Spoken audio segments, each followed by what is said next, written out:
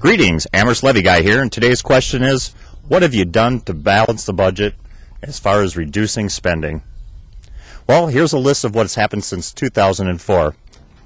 Employment freezes, unless required by law, elimination of non-essential building use permits, elimination of short-term second and third shift substitute custodians, general fund spending frozen except for emergencies and mandates, no field trip expenses from the general fund, including the use of substitutes, advance approval of overtime and or extra time by the superintendent, reduction of 1 buildings and ground administrator, reduction of 1 administrative secretary, elimination of assistant transportation coordinator, elimination of 1 bus run, elimination of high school busing, 2-mile pickup limit, grades 5 through 8, reduction of 6 bus drivers, reduction of hours for remaining drivers, elimination of pickup drop-off, reduction of building classified staff, 50% cut of second and third shift custodians, elimination of extracurricular costs from the general fund, this was the start of pay to participate, elimination of core and OGT tutors,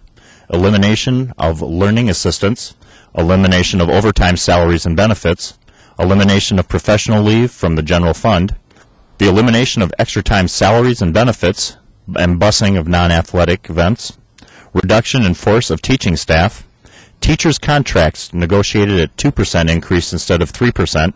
Teachers pay 13% of health insurance premiums. OAPSE ratified changes in health, dental, and life insurance plans. Here's what's coming back if the levy does pass. I'm the Levy Guy. Keep those questions coming. Vote yes, issue 33.